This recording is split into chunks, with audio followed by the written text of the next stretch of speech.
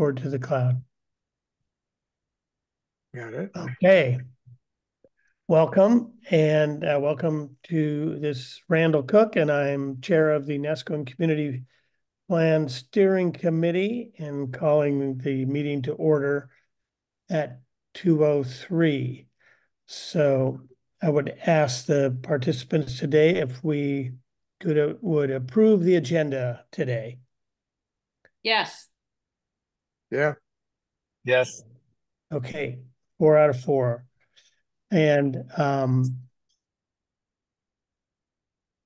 amend and approve of minutes. I think we just have the recordings at this point. Yep. So we can accept that the recording will be accurate. I guess we could say that. Yes. Okay. Guy, would you agree with that? I do. Thank you. I would ask if anyone, ask everyone to declare if they have a conflict of interest in today's agenda. No conflict of interest for me. None. Not for me, none for Guy. Brenda, welcome. There she is. Okay, and the first order of business is to review the Guy's conversation that he didn't have with Sarah. Is that a long review, Guy? No. Okay. I think I'm trying to think of the email that I sent to her outlining all the things that need to be done where she needs to be involved in. I don't think that went to everybody on the committee, did it, Rand? I think I shared it only with you and Mark, maybe. Yeah, well, the question that Sarah had was, is that in conflict with our public meeting law to have more than 1 or 2 people in the call or to share anything?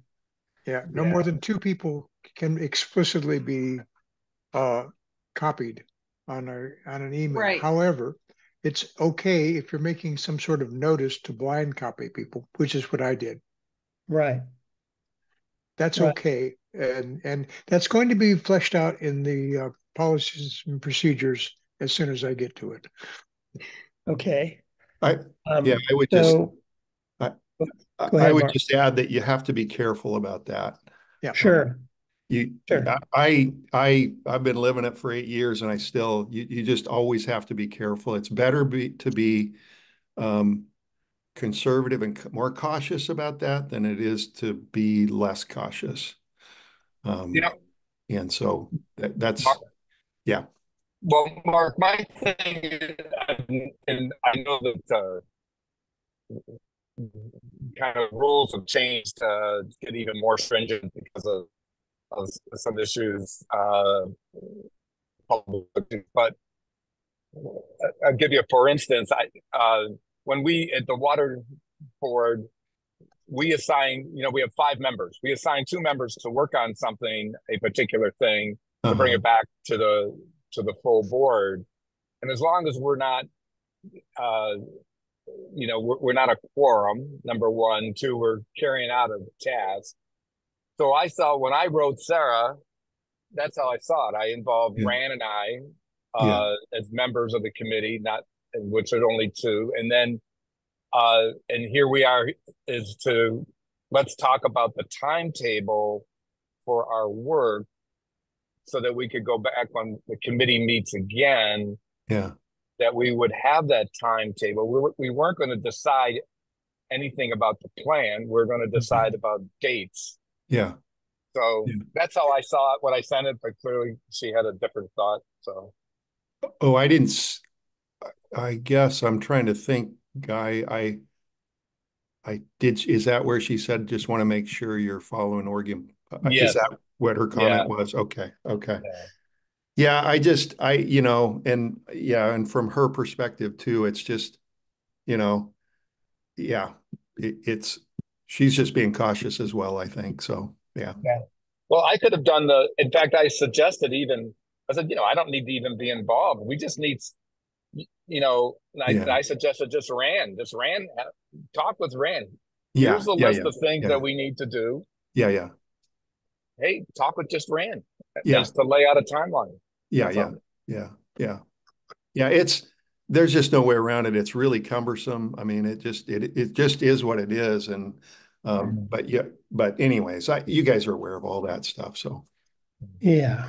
So we didn't, well, she knew about today's meeting and she's not here. So that speaks to the original comment of she's overbooked and But go ahead. So one thought, and this maybe ties to the open meetings law, because I'm old enough to remember when I was on LCDC and we were so careful of that, particularly when interest groups would ask us to come meet with them. And so we had we were really good at it, and it's gotten so much more complex with Zoom meetings. And I don't even know. I was going to go online this morning. I haven't had time, but I was going to go online and see if the open meetings law has been updated since Zoom meetings, because it's overwhelming to them how to apply the rules, it appears. But the other thing I was going to say, Rand, to your point about Sarah not being here, I think that this is the argument for getting a draft document out there and just saying we can't respond. There's an end of the road here, and we can't respond to these things without county participation. Right.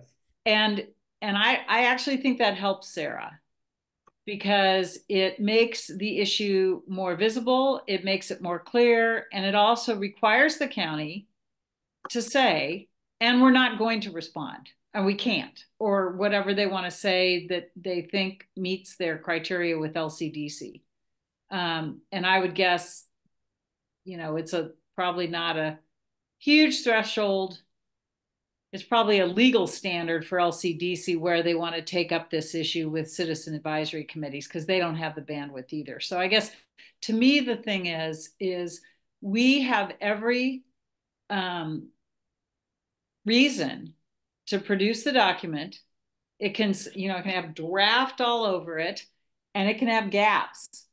And that way we're being very clear with the public and everyone else. It is unrealistic to expect volunteers to spend the amount of time that we are spending and not get to a deadline because the county can't keep up with us. That's not fair. They're getting paid, they're getting benefits, they're getting all kinds of things just to get this work done. And if they're not participating, it's okay. I'm not saying they aren't overworked and et cetera. But I think we need to go forward, and that we will get more action from doing that than we will, in my mind, from waiting for Sarah to find the time to meet with us. So we'll turn in our homework, and then the teacher can, correct it. Yeah. So, go ahead, Tom. No, I agree. Lynn, did you get a chance to look at the latest draft that I put out? Yes. Okay. Yes. I think that sort of thing is like, we need more information here from the county. I think we should leave those in if we don't have them answered. Yes, in fact, maybe that's where the idea, probably, Tom, when I looked at your document yesterday, it's probably where the idea occurred to me is, wait a second, we're just trying to pedal the bike harder and harder. and all of us have real opportunities beyond this, or real challenges beyond this. And so we need to just put it on the table. And I will tell you that the community seeing the draft, the other thing I'm most focused on is the Neskowin community, is they'll respond better and get more focused when they have something in front of them. Yeah. It's just natural. Yeah. And it's going to, Mark, could that go out already, or is that going out? Okay, so on the 14th or the 12th. So we're doing it as we've always done it, Rand, which is under events for the NCAC. People need to go there and register for the meeting. And then the values and visions are there as well. Okay, so they get the idea that. Yeah. Okay. One of the things we can do, because a lot of these questions, for instance, I mean, I'm just thinking of an example here that asking Sarah if we can write definitions, recommend changes or more clarification in some of the definitions that are in our ordinances. For instance, can we define what forest uses are, which is not defined in the county comp plan, or farm? Can we edit the description of or the definition of farm use as it exists within a residential zone? But we could put things like that. We don't have to maybe necessarily. It sounds like without Sarah, we're not going to get anywhere on these. But we could make recommendations. Yeah. In that long list of recommendations, say we recommend that there should be clarity about what farm use is or forest use is in the definition section of the land use ordinances for the county for our residential zones. I mean, we could just put a general thing in as a recommend. Here are some of our recommendations. I think they should be part of proposed ordinance changes. We should go propose exactly how we want to define cemeteries in a residential area. Yeah. It's got to have a 200-foot setback. Okay. I think that, Guy, I think the concern I have is, and for me, it would be disingenuous for me to say that I don't know what a farm zone is in a residential zone or a forest use in a residential zone. I mean, I would look stupid, because there's volumes of case law at this point that explain what that is. But not in our context, though. Well, no, just hold on. Hold on. I get that, but there's a better way to say it, because what I don't want the county to do is the county, and there's a reason the county doesn't have it in its plan too. I mean, I think we need to give them some credit. I think what we need to do is use our Neskowin voice and say, not try to write state law and not try to write county law. That's not our job. What we should say is, it would be helpful to have clarification of the application of farm and forest uses in our residential zone. That is our proper voice. I'm not sure I agree. I think if we are given the opportunity to suggest ordinance language, and I think we should do that. Now, they can, as Neskowin, for the Neskowin, we have specific zones that are ours and ours alone. I would disagree, and we can respectfully disagree, Tom. How much I don't have a problem with that. I don't think we have the authority to write what should be, and I think we'd be laughed at. Each county has in statute, there are definitions. Yes. Of what farm use is and what forest use is.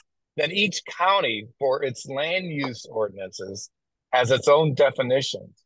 And they don't necessarily, in fact, I'm pretty sure they don't match up. The interesting thing about Tillamook County is, even though it says that farm and forest uses are allowed outright in residential zones, in unincorporated communities, it only defines what farm use is, and it's not the same definition that's in statute.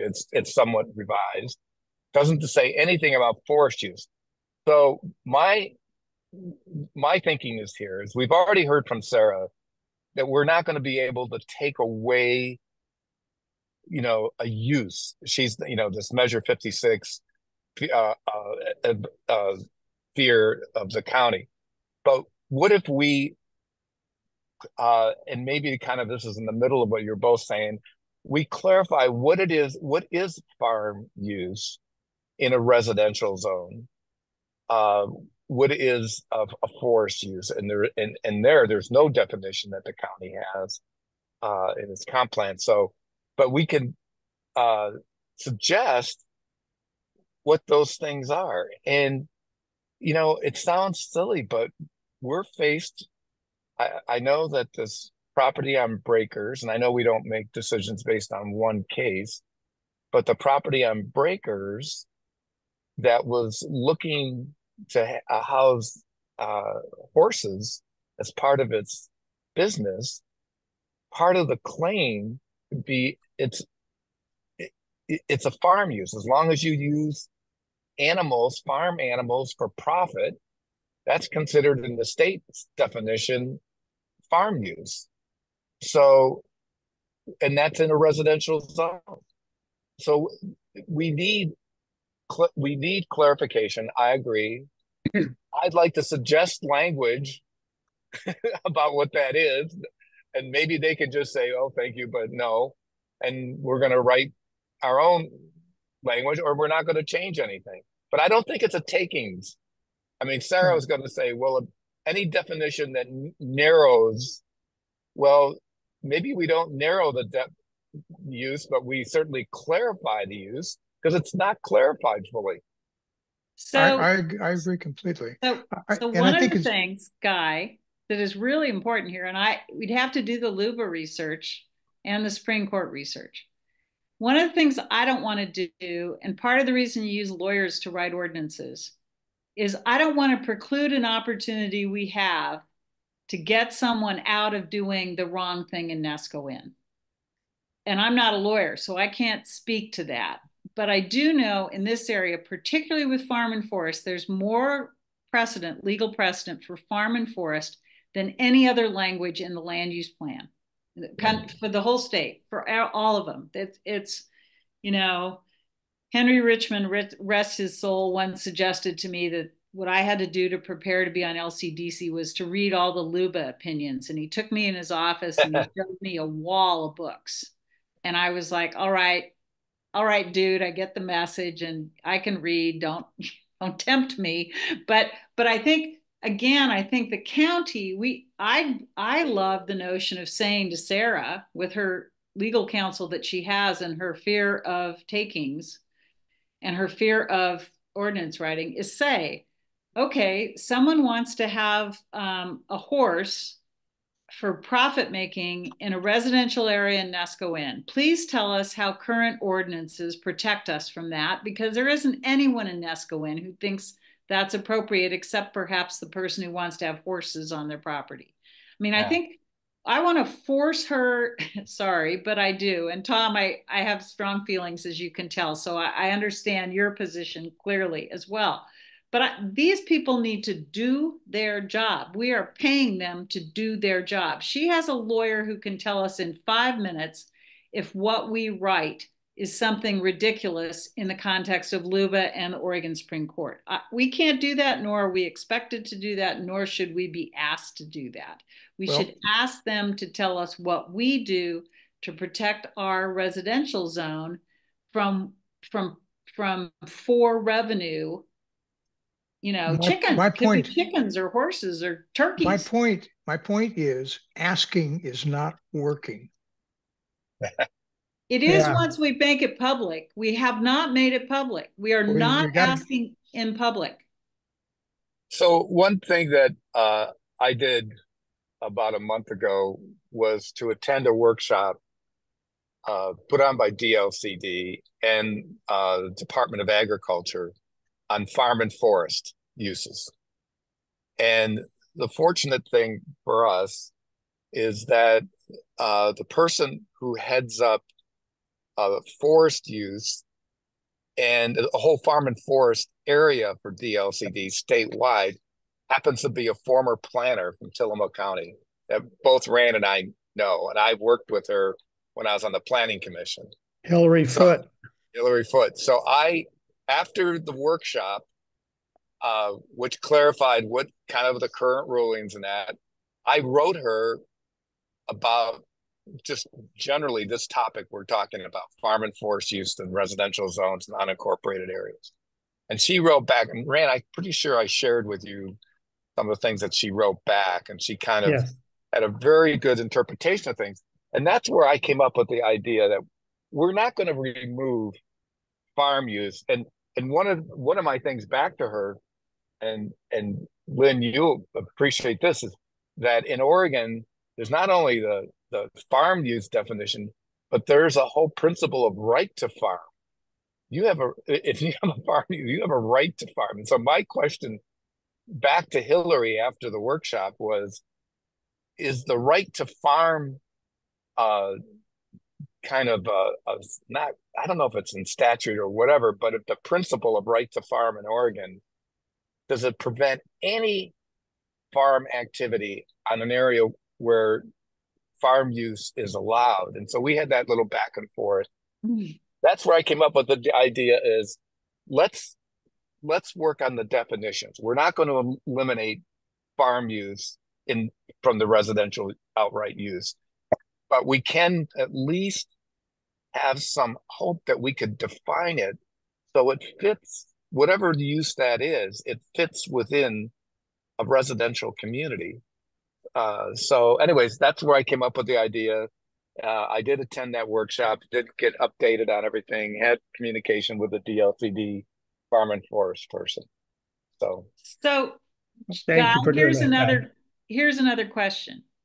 What if we took Clatsop County or Lincoln County's definition of farm and forest use in residential land? What if we took that, printed it, that means it's already adopted, and said that's it? And then Sarah's really in a bind because it hasn't been declared a taking if it's in their statutes already, if it's in their community plans. That is the age-old trick in land use, is find someone who's already done it and hasn't been sued and hasn't had a taking, and you're in really good shape. Yeah, we haven't done that. We haven't looked at what other coastal counties have in that language. I mean, the language which a lot of counties have, especially more rural counties, is they just adopted the state language when all the land use ordinance things came out and were revised. They just kind of changed it. Some counties, and Tillamook is one of them, is kind of fooled with that a little bit.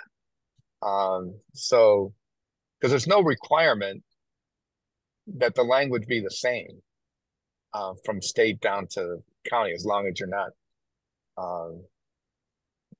violating any law.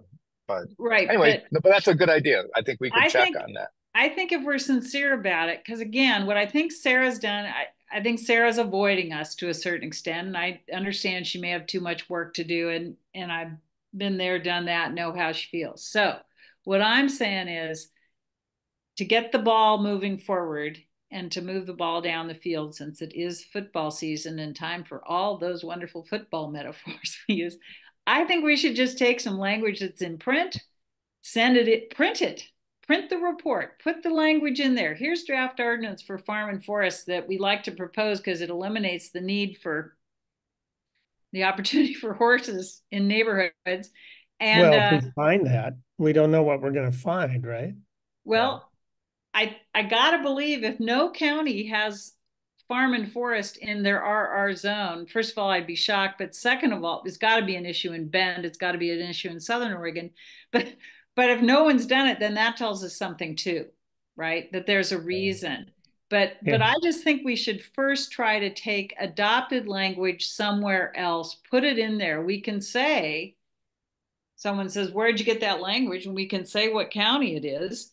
And it will certainly make the Tillamook County pause, because if someone's already gotten it and it's not subject to a bunch of litigation. That works for me. I can go online and Google, let me find my cell phone. I can go online and Google Lincoln County. Who's above is Clatsop right now? Clatsop is north. Okay, so let me just get my cell phone and I'll Google it while we're talking. Well, I like the approach of having specific language, and having specific language that is from somebody else's already approved is even better. Sure.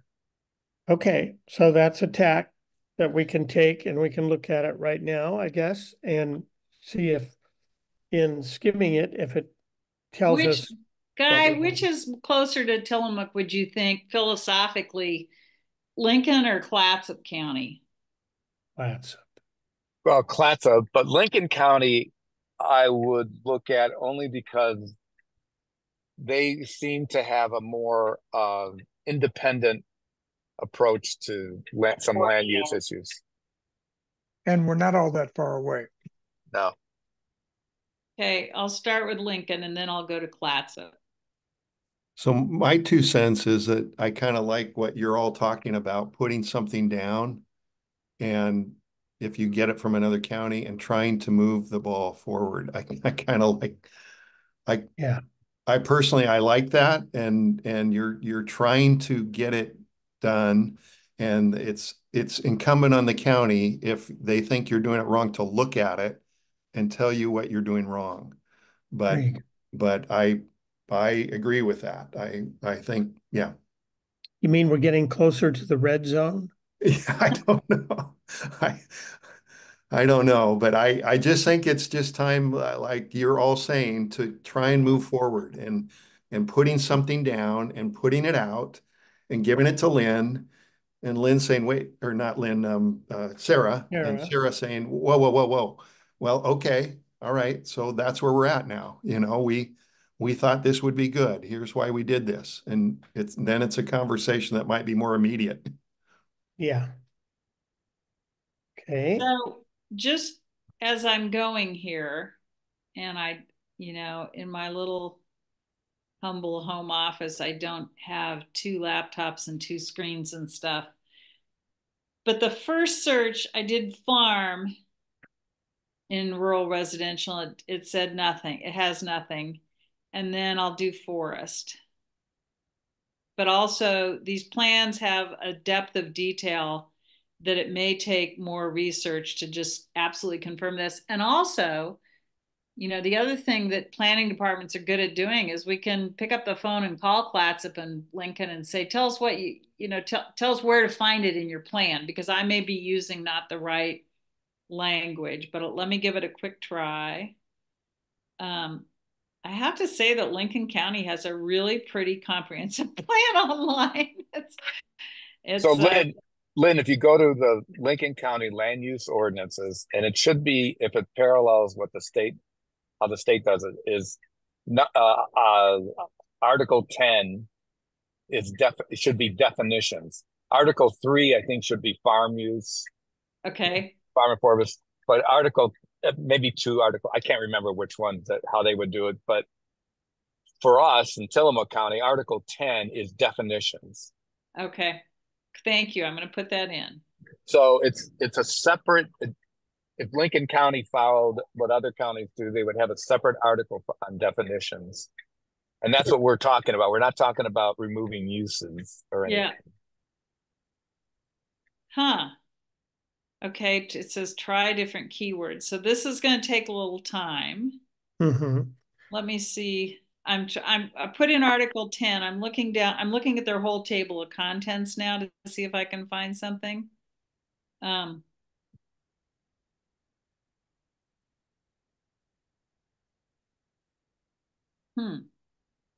They should have a whole section on definitions. Yep, that's what I'm looking for. Okay.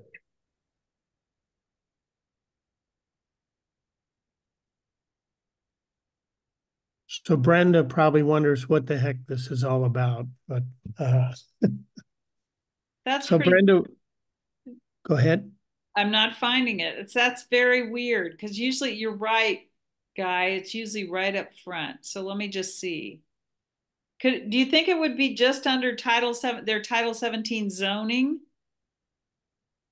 Comprehensive plan. It would be in their land use ordinances. Yeah, let me see. Land use fees, land use.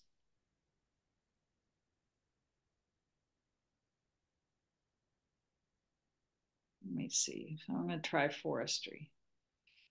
So what else is on our agenda? I'm not in a position to be looking. Some of these things we can look up without. Right. Holding everything up. Okay. The next item is to review Tom's draft number 2. Now it is it draft number 2 or just updated draft number 1? No. I don't ever do that. Okay. It's always a new version. So it's the R2. And I got information from Guy, and I'm not sure where it was meant to go. Guy, have you had a chance to look at that? I know you said thank you, but I didn't know if you got a chance to Thank look you. at the detail. I got it this morning and downloaded it, and I thought I was going to be in Portland and in time to look at it, but things didn't work out. That's why I'm on the phone right now. But anyway, so yeah, I haven't gone through it. Okay. I think the format got munged, and thinking about it more after I'd already uploaded it, I think some of the footings got put in line with the text because some of the text is broken up. So what goes with which was a little less clear to me. But should I share the screen on the? I know Sure, you can show Guy us, can't show us Guy can't what see you it, speak. but I'll show you what I mean by that. Let me share the screen. Share one. Okay. Okay. First thing let me do is get rid of the editor symbols. I'm sorry. I forget that people don't filter those out the way I do. So I'll get rid of the display of these characters. Okay, now all the stuff disappears. And scrolling down, sorry for tearing out your eyes. So we don't know what impacts the various things are going to have. That was one of the things we were going to possibly discuss with Right. And because I don't have any idea. Is this information that we need from the county? We're asking Guy this. Yeah. Guy, on the impact of SB 406, yeah. are we asking the county to let us know what the impacts on NESCAR 3 and RR? Yes. Okay, so they will be submitting to us recommended language for our land use ordinances. Okay, which so we have not gotten that yet, and yeah, so I will go ahead and make that. We're waiting on information, and we don't know what our approach is yet because we haven't been told. FEMA, we're decided to leave alone. Okay, so did I get the wrong one? No, that's R2. Oh, let me display it. I think it would be easier to look at if you just saw what I put out without any markup. Okay. And guys, let's see. That is, you see here where it got adopted, that date and a bunch of parent letters. I think that was a footing. And first question for Guy is, where did you anticipate putting that text that you sent me? Was it to go into the proposed policies? Remind me of the text. Okay. Which one did I send you? I said it's got some strikeouts for farm and forest use. Looks like what we asked for last time. So I know I sent you some change in language for the purpose of each zone. So when you look at our NR1 zone, it starts off with a purpose statement. Yes. And I edited that purpose statement to emphasize that it's for residential to strengthen that. So that's one thing. And that would just go in where we are in the land use ordinances as we list them. I guess in our plan, we would list all of the Neskowin land use ordinances. So that's where that edited language would go on the purpose part. Okay, and so go ahead. Let me go ahead and unfortunately you can't see it, but everybody else can. So we can see what they're talking about. That is not an area that looked like it had change marks on it. That's your original that's on the screen now. And there are things like strikeouts for farm and forest use, but I don't see any changes here. Oh, we originally we were originally going to remove those as outright uses. Yeah. In the document, but I don't think I sent it because that's what Lynn and I worked on back months ago. And when we got told that wasn't going to happen, maybe I didn't get the right document from you then. I'd have to, I'd have to check when I get to a place I can look. But yeah, we can work on that. One of the things I would love to do is to move farm and to me, this would resolve the whole thing, is to take farm and forest and move them to conditional uses, not outright uses. Yes. And oh my God, would that solve our big problem? Because conditional uses, there are 6 criteria by which all conditional uses can have to be reviewed before approved. And some of those criteria speak to how it fits within where it is. If it's on the, if you're going to have cattle on the corner of Breakers and McMinnville, that may not work real well. And that would come up in a conditional use review. I don't know. I haven't ever run that by Sarah, but I'm sure she'll say, "Oh, that's a takings because it's not outright."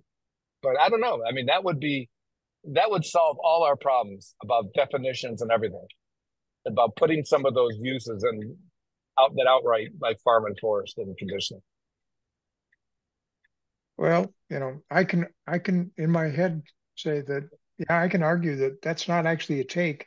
They can still do it as long as it doesn't mess other things up. Exactly. But the as long as is a restriction. So, I mean, but yeah. But zoning is meant to be restrictions. Yeah, that's baffling part. But we're not doing zoning. I mean, so here's what I just went through Clatsop's and Lincoln County's things. Guy, it seems to me the fastest way to this, and I should have thought of this when you were mentioning it before. If you went to a conference and someone there said they are the farm and forest people, if Hillary is the person, Hillary knows the answer off the top of her head. And we ought to just call her and say, and you could say both things. Number one, we'd like to know how we keep, horses out of houses, where houses are. And number two, the thing that would solve our whole deal is just putting all these things in your solution of the conditional use application, right? I think the concern there is, like we've all said, what we're doing is for the county. We need the county's approval. But we're not. And if we go to Hillary, that is not going to sit well. Well, but here's the thing. I mean, I don't know. I'm a second child, and so I usually try to make people happy. But in most of my career, I've focused more on getting things done than making people happy. And so I'm finding I can't change that tendency. But to me, LCDC is there to support the counties. Right. To enforce the state law. And LCDC imposes this requirement on the counties. And so because it's state law, let's be clear, this is state law that there are community plans, unincorporated area community plans. So to me, we're not trying to, I don't care if we upset the county at this point because we're not getting a response. I don't want anyone to be upset. I hope Sarah's not upset. But what we could say is, look, we were trying to make it simple for you. You told us not to create a taking situation. We don't want to create a takings. The state has an expert on this. We were supposed to talk to some state experts at some point in this process, but we've never been given access to them. All we did is call someone we met at a conference and said, point us in the right direction of farm and forest and rural residential. And that's all we're asking Hillary to do. Hillary, we're looking for some good guidelines, name some counties. People came and did that to LCDC all the time. When they were trying to write something new or do, they would just say, tell us the counties to look at. And we'd say, okay, look at Deschutes, look at this, look at that. That's the purpose of the plan, is to get people talking to each other and not have every county be a little fiefdom of, just isolationist statute making. So I don't think it hurts to ask Hillary to say, Hillary, is it Clatsop we should look at? Is it Lincoln, or do none of these exist? She would know off the top of her head, is my guess. Yeah. Well, I'll contact her. I'll have to go back over. We had a couple of email exchanges over this. So I'll have to review those, exactly what she was saying. But I agree, we can get some clarification and see if she could recommend some counties that have dealt with this in a way that sounds, like what we're trying to do. And just so you know, legislators really like it when you ask LCDC to help them with local plans by giving examples of where things were done elsewhere, so that they don't have to reinvent the wheel. And so if anyone got Twitter pated, I'm sure our local legislators would say, come on, these people are volunteers, for God's sake, and they're just trying to get from A to B, and they're just trying to get some help. They're not land use experts. They're volunteers. All right. Well, I will contact Hillary. But I do want to review our exchange already, up to now. Yeah. And I think I will ask her. I mean, she's not a lawyer, and she's not gonna, I know that in one of the email exchange things that she said, whatever you do, you have to keep Measure 56 in mind.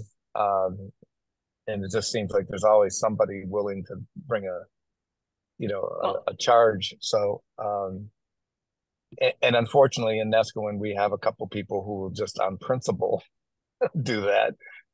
So, yeah. And we're not asking her to be a lawyer. And again, I think the other thing is there's nothing that prevents us from sending Sarah an email and saying, can you tell us the counties we should be looking at? People in land use, they know all this stuff. We had a couple really good staff people who would say, don't reinvent the wheel. Here's 3 ordinances you should look at, or here's 3 standards you should look at. They're already done. They made it through LUBA. They made it through the Court of Appeals. Look at those. And when I go on the index for these comp plans, and when I get off this call, I'll go on my computer where I have better access than just on my cell phone. But where they do is they give me an example of all the times. I'm not getting into the actual ordinances. I'm just getting an example of the last 6 public meetings they had where they discussed farm and rural residential or something. I'm not getting the content. I'm just getting the kind of public record summary. And I don't know how big rural databases or how good they are, but I'll keep trying. Okay, thank you. So Brenda has sent the CCRs for Neskowin Rural Residential Zone about the uses permitted outright. She looked it up because she has property up in Valhalla on the north, just north of Neskowin. But it does include farm uses, including aquaculture and forest uses. So I just wrote back to her that the CCR she's quoting do allow forest and farm uses, and that we're trying to understand how to manage farm and forest uses in a high density residential area. So she offered a document. It's something we already know, but thank you, Brenda, for providing the information for your area of Neskowin. Yeah, that is Viking. Yeah, I figured you guys are already talking about that, so I think you already know it. But that is the specific document for the Viking Estates area that I was given. Right. Okay. Yeah. Okay. And that reflects Neskowin too, but we're trying to turn the screws a little and try and get it. We can't seem to get any definitions of what those things are. So let's see. To manage. I like the idea of talking to Hillary though about this and just seeing if there's anything more she could provide for us. And she may, at that time, at the same time, I would maybe ask her, where are some counties that you're aware that have dealt with this issue? But well, and part of the reason I think Hillary may know, and part of the reason why I think Sarah should be using the consultants or whoever. Remember the last time Sarah talked to us about the consultants we were promised, is that LCDC was going to be the consultants. Originally, it was going to be a private consulting firm hired to deal with the impacts of the housing bill. Now it's that DLCD is going to help us.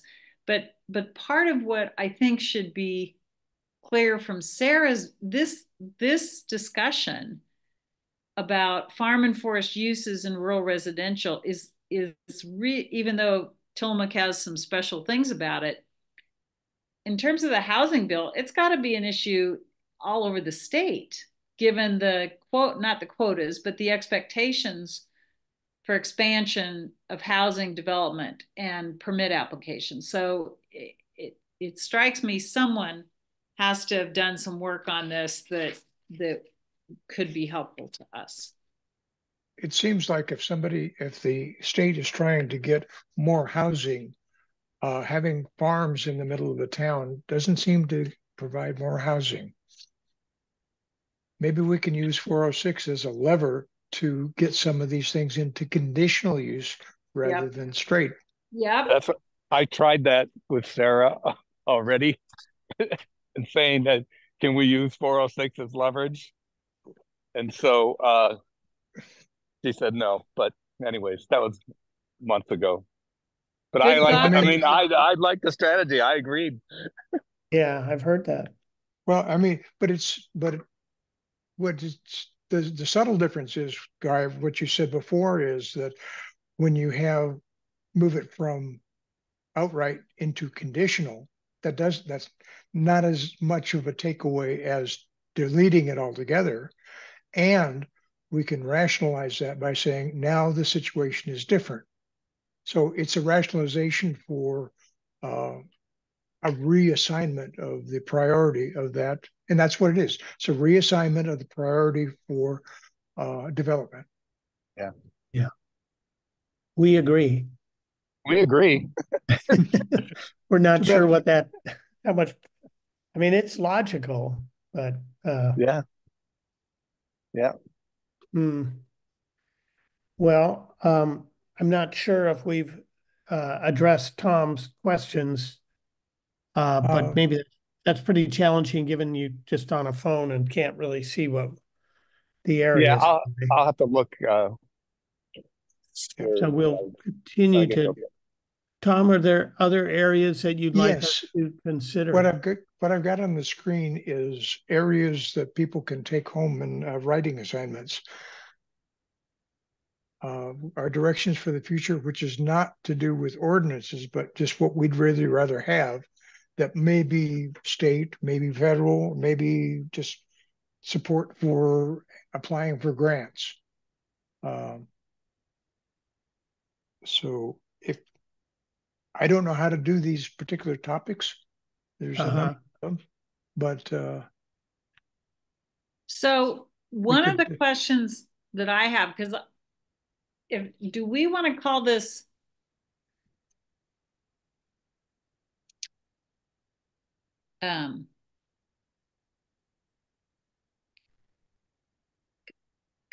community goals for I know we've set aside goals before, but community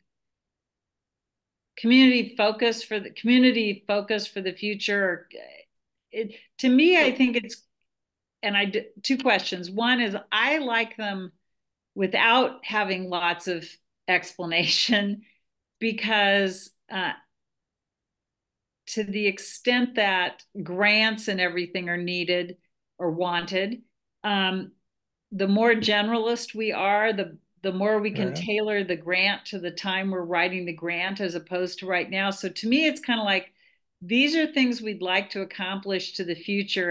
And maybe these need to be nothing more than bullet points. I don't know. I kind of like bullets. The connectivity between neighborhoods, I think we have to say pedestrian access between neighborhoods, or because connectivity is often used in the context of electronic or internet connectivity. Okay. But I kind of like them as bullets because, and I think we maybe want to put them in priority order for our own understanding, because they all certainly compete with each other in terms of attracting funds. I don't know if we want, that's just a thought, not advocacy. Pedestrian access between neighborhoods. Yeah. Okay. But I kind of like them as bullets because then we can kind of build out from there at the time we see an opportunity. That's a good point. Just curious, does anyone know where the Oregon Coast Trail through Neskowin? Well, you mean the McCall Oregon Coast Trail?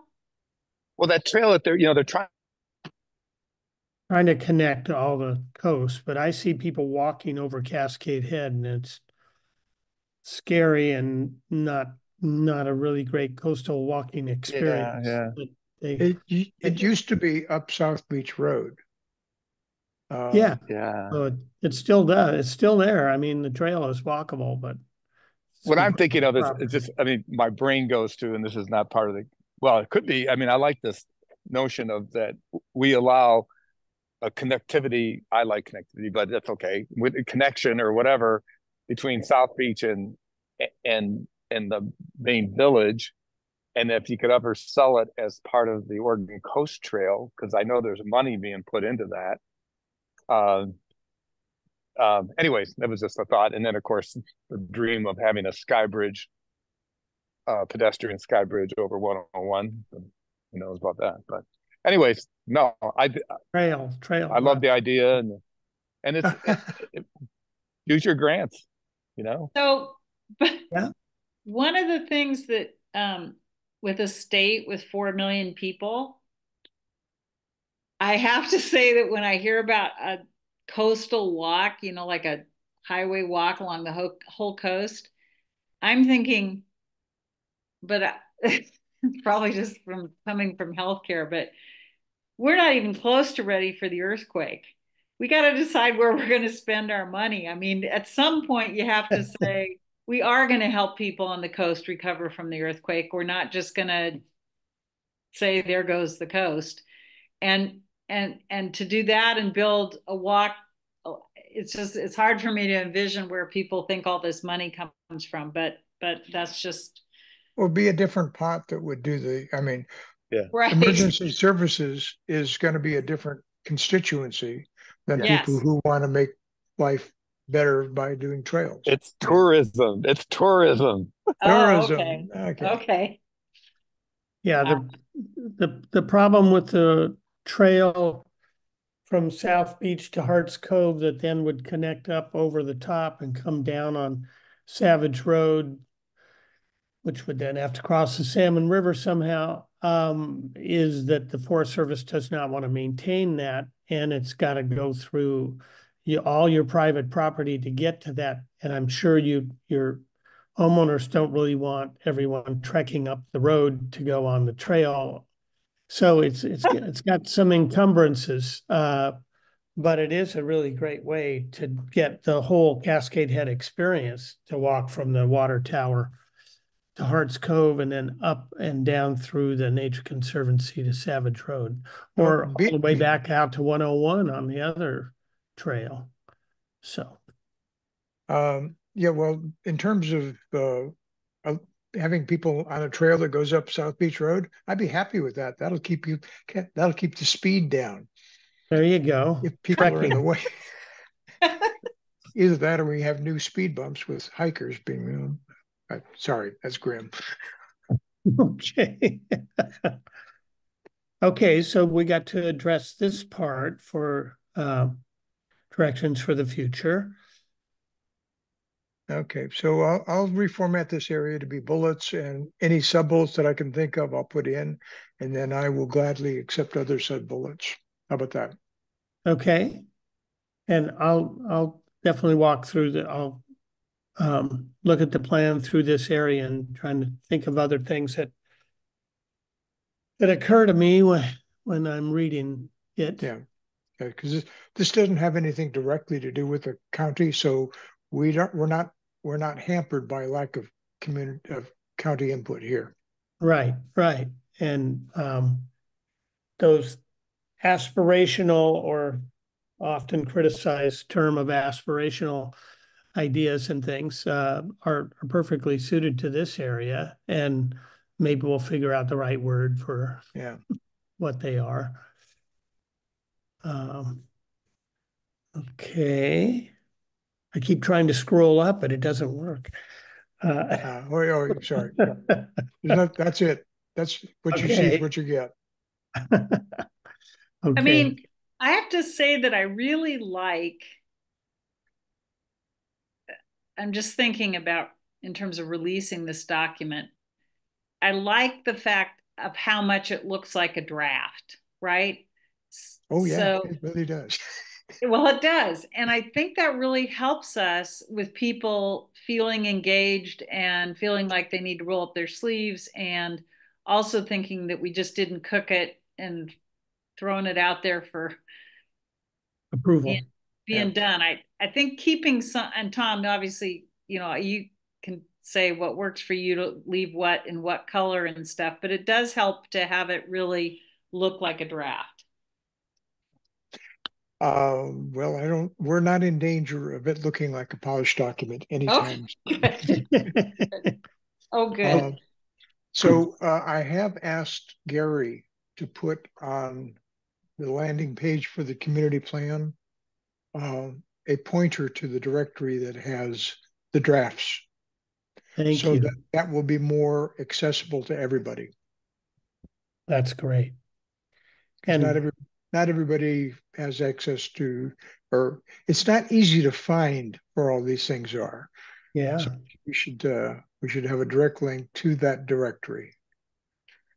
Yeah, that's kind of what we've promised people, that they could see the document whenever they want. And then it's like, well, if you can find the library and find the part of the library wherein it lies. So the next thing up here is that we have the general meeting of NCAC on October 12th. Thank you, Tom, by the way, for sharing that and getting us going on a few of the items.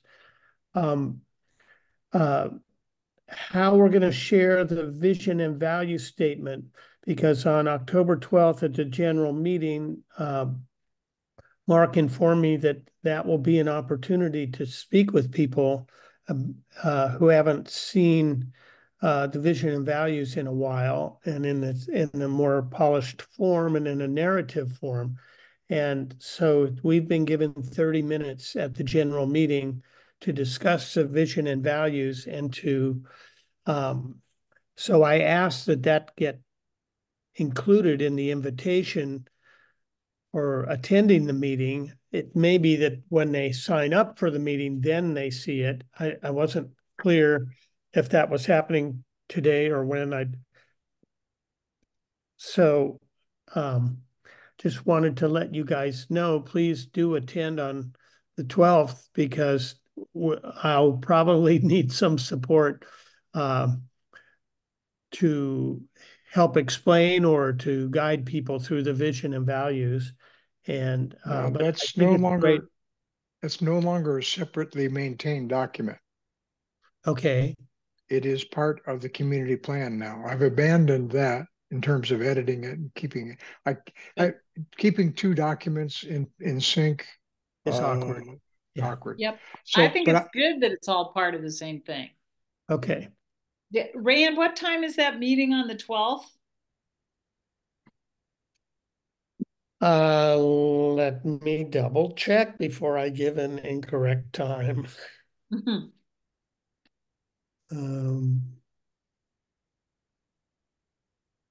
It's on my computer, and so I've got to look it up on the phone here.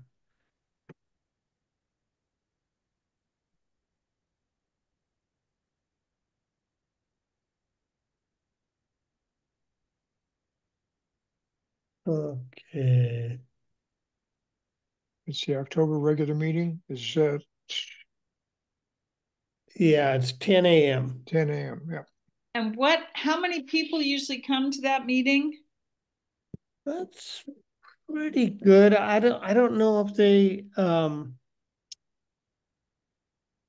don't, let's see. Oh, so it is, Tom, it is that document. It's R5.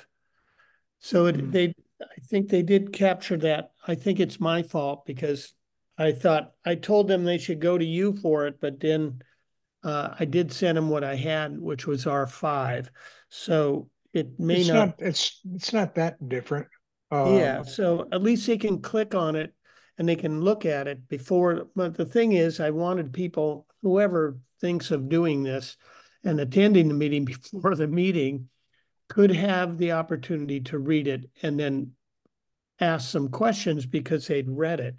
If you just do it in the meeting, they're reading it as you're having the meeting, it's pretty difficult to respond. Yeah. So we'll see. I mean, I would say generally there's between 12 and 25. Is that a pretty indicative of the attendance? I mean, the meeting the other night was 80. There were 80 people at the SDR one. But we haven't had that in a while. Wow. So I mean, all of the meetings for vision and values, I mean, I think there were 7 meetings and the average was 25 to 35. They had a couple 12s and a couple 45s, but I was pretty pleased with that many people turning up on a regular basis. So the general meeting, it may be still in people's minds that, the short-term rental issue exists. And now that it's been put in the back burner for maybe a little over a year, that might cool everybody off. But I'm hoping 25 to 35 would show up and we could have another opportunity to air the current document with that many people to see what their response is. And it might be, God, this sounds great. Or it could be, well, why do you say it this way? Or anything like that would be good feedback. And Nancy Vandell in our executive meeting just said, I haven't seen this in months, and I'm wondering, is it still a draft or is it all for anyway? So we really wanted to make sure that people who did care about it had an opportunity to see this update. So can I just ask a quick tangential but related question? I will try and be there. I have a conflict right now at 10 o'clock that morning. I'm going to try and move it, but I certainly can be there by Zoom. But the question I had is I don't follow the short-term rental stuff. I know it's very important to people.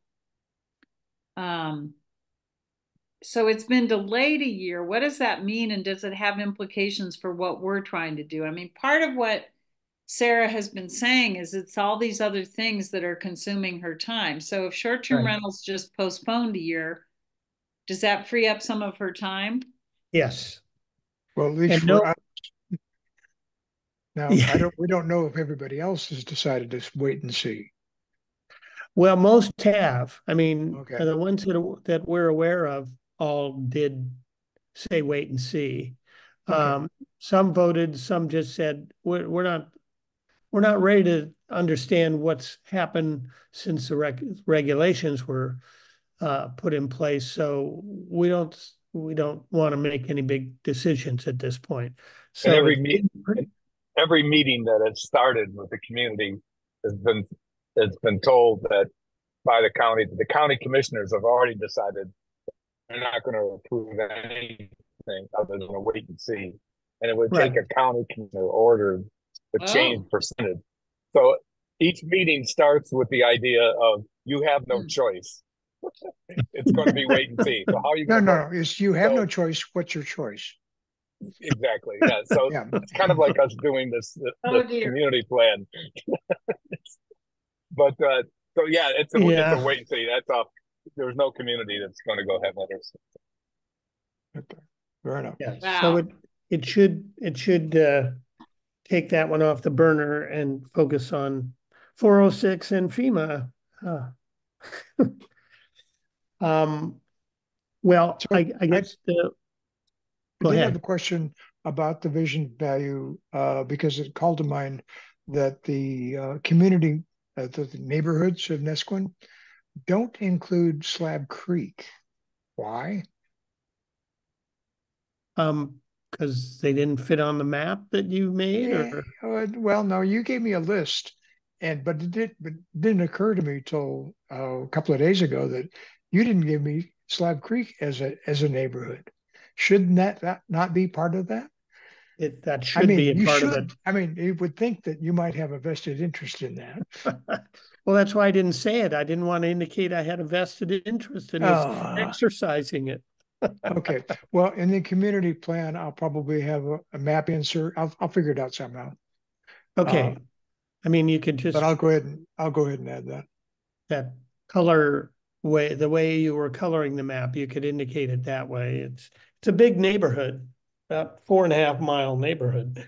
But, or maybe I could just do an arrow down at the there bottom you go, of the map. Up this way, up this holler. Okay. Yeah, are you saying that the size of your neighborhood matters?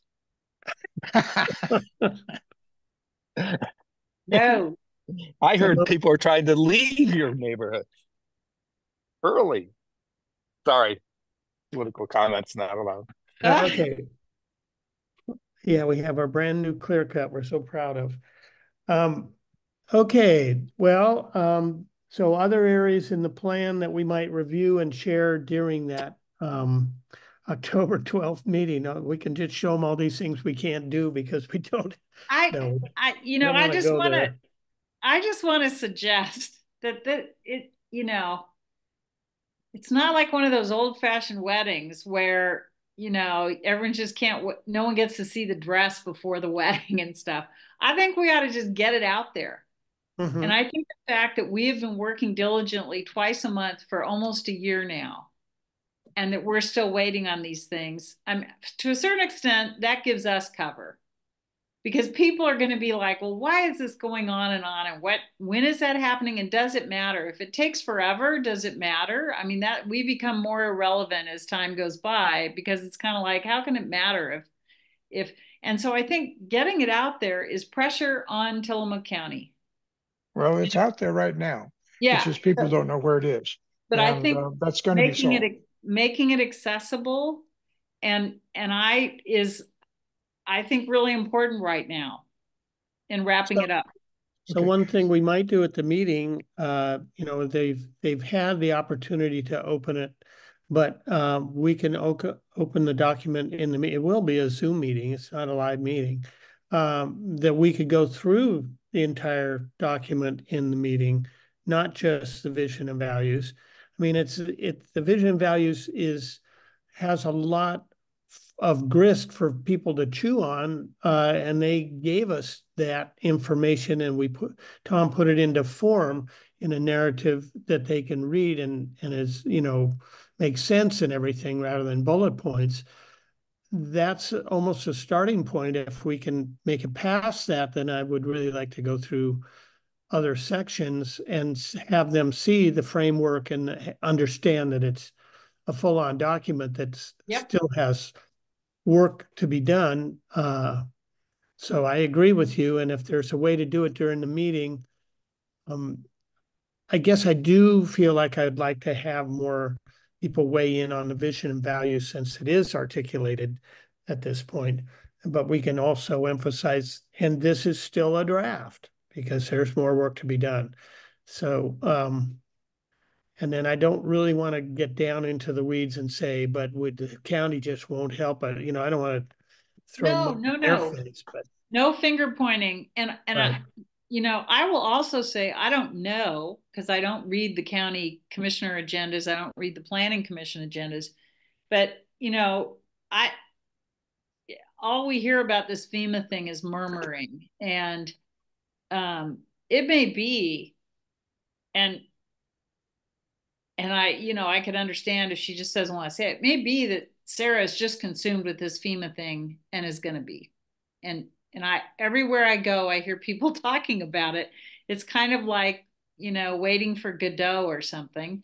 And I just think we should, give Sarah grace that if she is truly overwhelmed and consumed between the housing bill and the FEMA, that's part of what the land use process is not very friendly to, is the fact that there's all these rules, and in the meantime, all these other things are going on in the world that you have to respond to. So we definitely don't want to throw them under the bridge, but we do want to say, here's where we are. And these aren't going to be completed until the we get some of capacity the is there to county's do. time.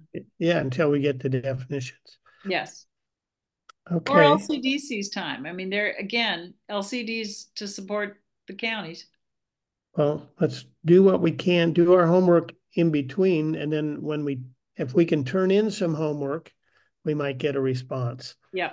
So that's kind of the gist of the next agenda, is to, which is the next meeting being on the 14th.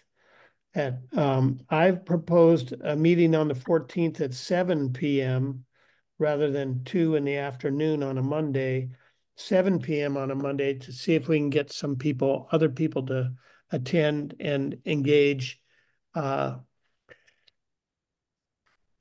to get more engagement, because I think without having public meetings where we have other people besides Brenda attending, it's just happening without their engagement. And it is a challenge to engage at this point, but I'm hoping by the 14th we have more to engage with. So I have commitments the evening of the 14th, 15th, and 16th. I'm wondering if we should, at the meeting on the 12th, because we don't know. I mean, we don't know. Don't things get harder for Sarah as we get closer to FEMA time? Isn't she likely to get less available, not more available? Well, I don't have an answer to that, but maybe Guy does. I mean, she's going to be in the crosshairs until it's over. She's been leading the fight. We haven't had any communication on the planning commission anyways, well, I don't even know if the county commissioners have made a decision as to what direction. FEMA gave them 3 choices. I haven't heard that they've decided what they're going to do. Of the 3 choices, one is that FEMA just gives you all the language that you have to insert into your land use ordinances. You just take it. The other option is FEMA gives you the language, you can fool with it, make it your own, and then get FEMA's approval. That would be much more lengthy process. And the third one is the county just says, no, we're not going to do it, take it to court. So I haven't heard what they've decided yet. Somehow, given their FEMA attitudes, to court has to be a fortune. Yeah, that's well, they wouldn't be there would be 30. See, how many counties are there? 36. And 36. there's 36 counties, and I don't know how many. Is the 36 counties that are impacted by this, or 30? Every county that has salmon, which is amazing to me. It's like 3/4 of the counties in Oregon are impacted. Yeah. Okay. Well, if it's just to help you, Ran, on the 14th, I just wonder if we would be better off giving ourselves till the 21st and having an evening meeting on the 21st. And I know that's selfish because I just have a really bad October schedule. I've got too many board meetings. And so, but I'm also wondering if we're getting together on the 12th, if we give ourselves a little more space and Sarah a little more time by the 21st, if we might have more substance. Just a question. If not, you all can certainly go ahead without me on the 14th. Either day works for me. Isn't the 12th Columbus Day? I think it is. I don't think is. we have Columbus Day anymore. We have Indigenous Peoples Day. That's right. It should be Columbus Storm Day instead of Columbus Day. Yeah. If you were around in that period. Well, the 14th is published already, but I guess okay, that's right. I'm sorry. Well, go ahead. I mean, it's fine. Just go ahead without me. And I think you're right on, Rand, that we should have a 7 o'clock and see if we can get some people there. Yeah, I hope that happens. And so that's the next thing up. Brenda thanked us all for our service to the community and signed off. So we lost our one public person. So let's see, I can't do that. All right. So the next subcommittee meeting on the October 14th, we will kind of come back to these same things until we can get some solution on them. And we will review the any progress we've made on the draft, and we will also review the previous meeting and the public meeting. So review October 12th and 14th. Okay, well, we kind of just moved from meeting to meeting with the same agenda. It's a little rough to do, but I'm not sure what the options are. Homework going to be done, Lynn? Is there a direction for finding out more when you get on the computer? We're going to check with Hillary, and we're going to look for rural residential farm and forest standards in other counties' ordinances. Okay. Excuse me, in their comp plans. Right. Okay. All right. Well, let's see what that reveals. And I would say, man, can't we share some of that information? If you do a BCC, I think you can share information with us as to what is found, and that could get us all thinking about it. But other than that, I'm not sure what we can do between meetings. I think sharing information is fine. It's okay, kind of like, right? Yeah, and just make sure that the BCC means that we individually respond to the person who shared. Okay, just don't discuss it. That's all. Right. Okay. Well, with that, I think we have come to the end. Yes, Lynn. Can I just ask one more question while Guy's on the phone? Sure. Hi. So here's the deal. If the FEMA thing, it seems inconceivable to me they would do this, but let's just say the counties decide to sue FEMA or take FEMA to court, and they've got this housing thing, and they've got all their normal highest priority issues in the counties. Like for Multnomah County, they've got their sewage treatment plant or whatever. Yeah, water treatment plant. They've got sewage treatment, and then they've got human treatment for the drug issue. I mean, to me, at what point do the counties just tip over? Yeah. Right? Because they're already not doing their basic stuff. They're running out of money also. They're running out of money. The legal thing is not just Tillamook County. I mean, all these counties, these kinds of litigation are hugely expensive. I don't know. It's very interesting to me that we're getting more issues added before anything's gotten solved, and that's usually at the point where you're going to fall over yourself.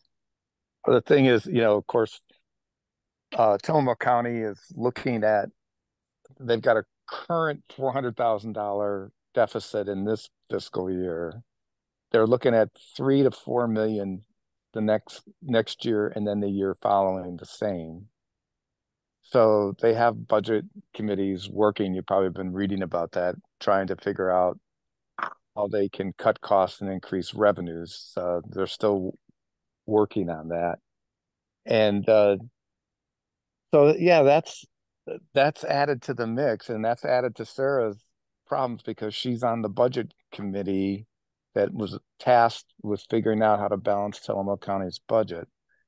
And I know that's really taken her time as well. So, yeah, that's where the counties are at, and they're under threat in Tillamook County, anyways.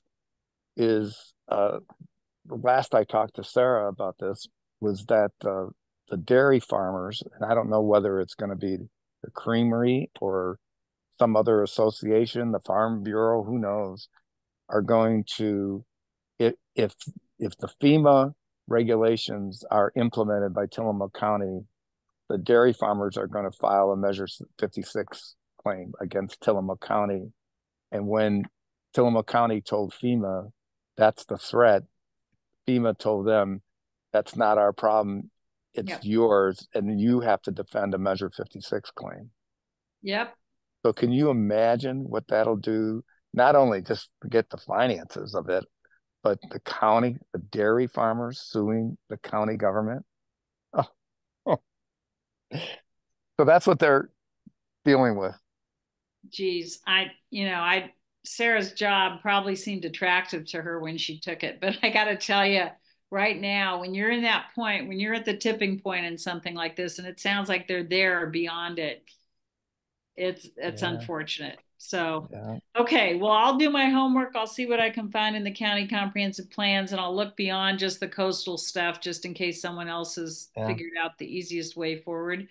But I'll look mostly at coastal counties, and I'll miss you all on the 14th, but I'll be there on the 12th and catch up thereafter. Okay. Thank you. All right. Sounds good. And Guy, if you could look at the current one, let me know where I went. I may just have the wrong document, and maybe we could just delete that all. So just let me know what to do. I downloaded it to Google Docs, which I hate. It's the only option it gave me that I could take, because I'm going to have to take it on because I'm traveling here for the next 10 days. So I had to be it on my iPad. Do you have the capability of making a PDF? I can make a PDF out of it too. If you could make a PDF, that would be perfect. Because and I have Acrobat Professional, so I can extract the text. Yeah, and I pay for an Acrobat thing where I can do edits. So I might do that. I just did it quickly. I just wanted to, because I knew it was leaving and I knew I had to save it somewhere, and I threw it in a Google Doc.